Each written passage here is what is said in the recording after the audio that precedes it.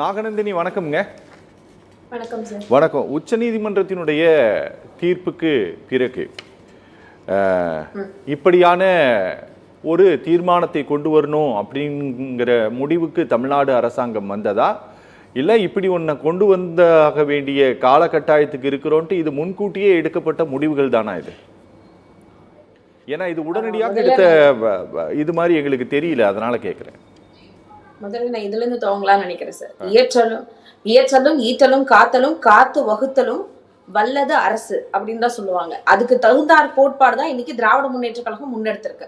இது உச்சநீதிமன்றம் தீர்ப்பு வரல அப்படின்னாலுமே இந்த ஒன்றிய அரசு செய்யக்கூடிய இந்த கொடுமைகளுக்கும் இன்னைக்கு மாநில சுயாட்சியை பறிக்கிறதுக்கான செயல்பாடுகள் நடந்துட்டு இருக்கிறதுக்கும் எதிரா நம்ம இன்னைக்கு இந்த முன்னெடுப்பை எடுக்கலைன்னா வேற எப்போ எடுக்கிறது, அந்த ஒரு நிலைப்பாட்டுல தான் இன்னைக்கு திராவிட முன்னேற்ற கழகத்துக்காக இந்த நிலைப்பாடு கிடையாது, இந்த அரசியல் அமைப்புக்காக இல்லை, இது உண்மையாலுமே இந்தியாவில் இருக்கக்கூடிய எல்லா மாநிலத்துக்காகவும் தான்.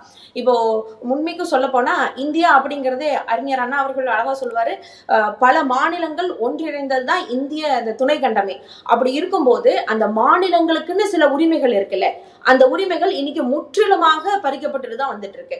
அதுல 1950 அந்த கால சூழ்நிலையில பாத்தீங்கன்னா, ஒரு உதாரணத்துக்காக இதை சொல்றேன், பெண்களுக்கான முன்னுரிமை இல்ல அப்படின்னு சொல்லிட்டு இருந்த அந்த சூழல்ல அன்னைக்கு முன்னெடுப்பு எடுத்து வச்சது திராவிடர் கழகம், பெரியார் எடுத்து வச்சாங்க. அதுக்கப்புறம் 60-70களில் அண்ணா அதை வலியுறுத்துறாரு. அதுக்கப்புறம் கலைஞர் அந்த செயலுக்கு வராரு. அது வந்து 80 வரும்போது ஒரு அட்வான்ஸ் ஸ்டேட்டா வந்து தமிழ்நாடு மாறுது.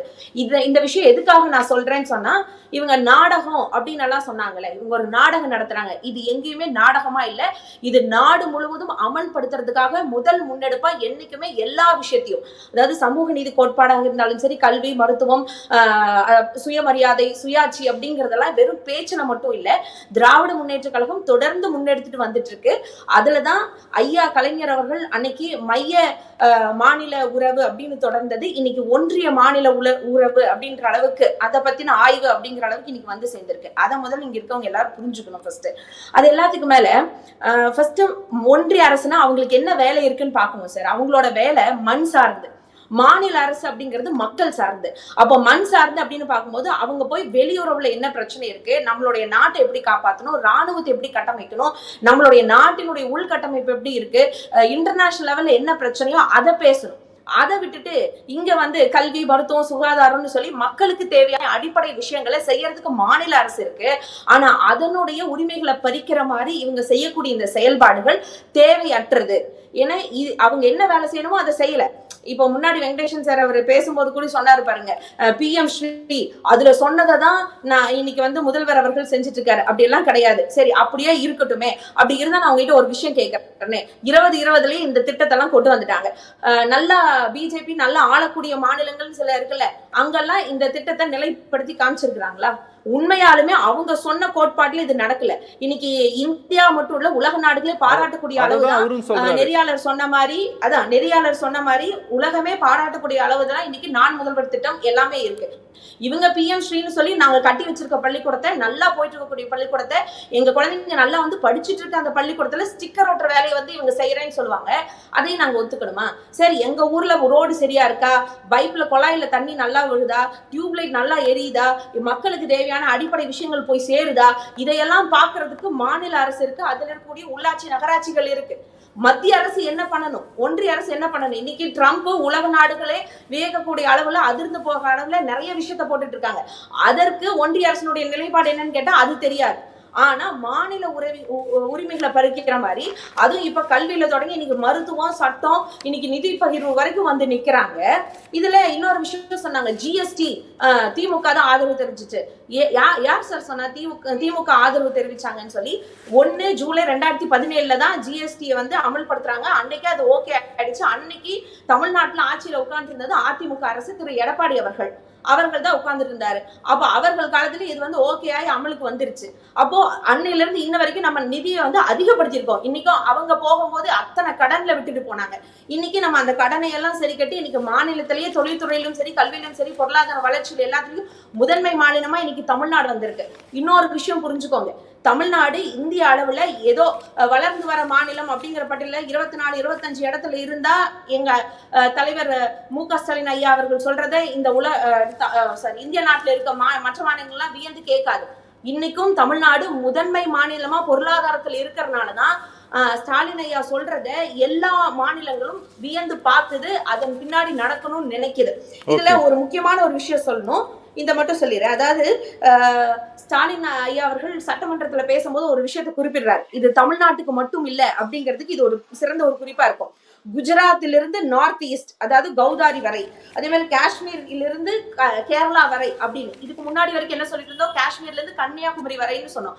ஆனா இன்னைக்கு எங்களுடைய நிலைப்பாடு அப்படிங்கிறது இந்த ஒரு மாநிலத்தோடு நிக்காம எல்லா மாநிலத்துக்கும், அதாவது தென் மாநிலங்களுக்கு முக்கியமாக, அது மட்டும் இல்லாம இன்னைக்கு பஞ்சாப், ஒடிசா அப்படிங்கிற மாதிரி இருக்கக்கூடிய எந்தெந்த இடத்துல எல்லாம் பிஜேபி ஆட்சி செய்யாத மாநிலம் அவங்களுடைய மாநில சுய உரிமையும் சுயாட்சியும் பறிச்சிட்டு இருக்கோ அந்த இடத்துல எல்லாம் வேணும். ஆக உங்களுடைய வேலையை நீங்க பாருங்க. இந்த திட்டக்குழுவினுடைய ஆக சிறந்த நெறிப்பாடு என்ன அப்படின்னா, ஒன்றிய அரசினுடைய வேலை என்னமோ அதை அவங்க பார்க்கட்டும். மாநில அரசு மக்களை சார்ந்து மக்களினுடைய நலத்துக்காக மக்களால் தேர்ந்தெடுக்கப்பட்டு இங்க ஆட்சி அமைச்சு உட்கார்ந்துட்டு இருக்கோம். மக்களினுடைய அடிப்படையை இவங்க அசிச்சு பார்க்கணும்னு நினைக்கிறாங்க. அதாவது இப்போ அவங்க பேசும்போது ஒரு விஷயம் சொன்னாங்க, இந்த நேரத்துல திமுக இந்த நிலைப்பாடை எடுத்தது எப்படி ஒத்து வருமா? ஆமா சார், அதெல்லாம் ஒத்து வரக்கூடாது அப்படின்றதுக்காக தானே ஒன்றிய அரசு மக்களினுடைய அடிப்படை தேவையில கை வைக்குது. அதை ரெடி பண்ணணும், அதை சரி பண்ணணும் அப்படின்றதுக்காக தான் இந்த கட்டமைப்பை இன்னைக்கு இப்படி ஒரு ராஜமன்னார் குழு அதை சார்ந்தே இன்னைக்கு மீண்டும் ஒரு பிரகடனத்தை படுத்தியிருக்கோம். இன்னொன்னு, அது 50 வருஷத்துக்கு முன்னாடி நடந்துச்சு. அன்னைக்கு இருந்த ஒன்றிய அரசினுடைய நிலைப்பாடே வேற, இன்னைக்கு இருக்கிற நிலைப்பாடு வேற. அதையே இங்க இருக்கவங்க புரிஞ்சுக்கணும். அதை ஒட்டி தான் இன்னைக்கு இருக்கிற இந்த குழு கட்டமைப்பு அமைஞ்சிருக்கு. இது ஒரு நல்ல வரவேற்கத்தக்கது, உண்மையாலுமே வியக்கத்தக்கது. திரும்பவும் கேட்கிறேன், இன்னைக்கு இல்லைன்னா வேற என்னைக்கு இதை நம்ம பேச போறோம்? ஓகேங்க, பேச. நாகநந்தினி, ஒரு ஒரு ஒரு உரிமை குரலை வந்து எழுப்பி இருக்கிறாங்க. பொதுவாக நாம இந்த மாதிரி ஒரு சில தீர்மானங்கள் எல்லாம் போட்டா பக்கத்துல இருக்கக்கூடிய சில மாநிலங்கள் எல்லாம் கூட போடுவாங்க. வேறு சில மாநிலங்கள் எல்லாம் கூட இந்த தமிழ்நாடு அரசாங்கத்தினுடைய இன்னைக்கு இவர்கள் எடுத்திருக்கக்கூடிய இந்த நடவடிக்கையை பின்பற்றும் அப்படின்ட்டு உங்களுக்கு நம்பிக்கை இருக்கா? திமுக அப்படி ஏதாவது நம்புதா என்ன? கண்டிப்பா நம்பிக்கை இருக்கு சார். ஏன்னா இந்தியாவில இருந்த ஒரே ஒரு சுயாட்சி அமைப்பு அப்படின்னு சொன்னா அது ஜம்மு அண்ட் காஷ்மீர் தான். அது பறிபோனும் போது ஒற்றை ஆட்சி முறை நோக்கிதான் இந்த ஆட்சி போயிட்டு இருக்கு, இந்த ஒன்றிய அரசு போயிட்டு இருக்கு. அப்படிங்கும் போது குறைஞ்சபட்சம் இன்னைக்கு தெம்பும் திராணியும் கொண்டு அரசினுடைய துணிவோடு இன்னைக்கு முன்னெடுத்திருக்கிறவர் தமிழ்நாட்டு முதல்வர் திரு முத்துவேல் கருணாநிதி ஸ்டாலின் அவர்கள்.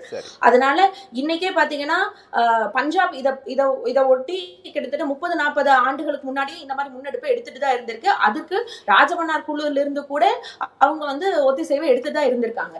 இது வந்து கேரளால பிரதிபலிக்கும், கர்நாடகால பிரதிபலிக்கும், ஆந்திரால பிரதிபலிக்கும். எப்படி மும்மொழி கொள்கை வந்து இன்னைக்கு மகாராஷ்டிரா வரைக்கும் போய் பேசப்படுதோ அதே மாதிரிதான் இன்னைக்கு இந்த எல்லா மாநிலங்களும் இதை ஏற்றுதான் நடக்கும் அப்படிங்கிறது ஒரு விஷயம்.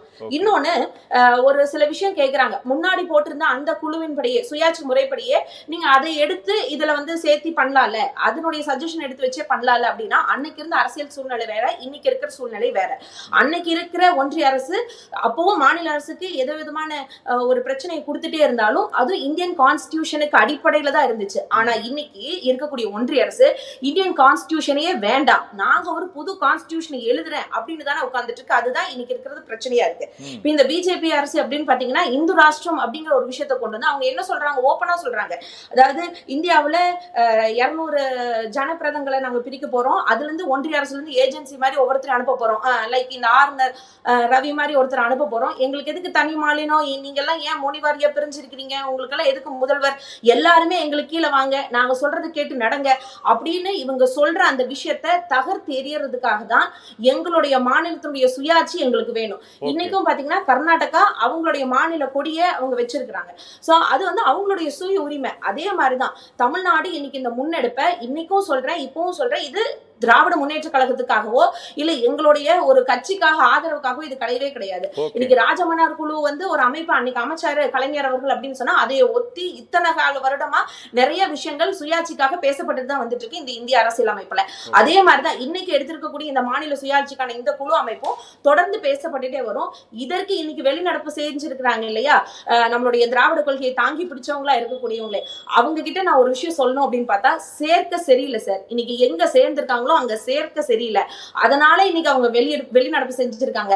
அதுதான் கொள்கை வேறு கூட்டணி வேறுன்னு சொல்றாங்க. இன்னைக்கு உண்மையாலுமே அவங்களுடைய கொள்கையை ரொம்ப மாத்திக்கிட்டு போயிட்டு இருக்காங்க. அன்னைக்கு இருந்த எம்ஜிஆர் அவர்களாகட்டும், ஜெயலலிதா அவர்களாகட்டும், உண்மையாலுமே அவங்க கூடி இந்த மாநில சுயாட்சியை விட்டு கொடுக்காம தான் இருந்திருக்காங்க.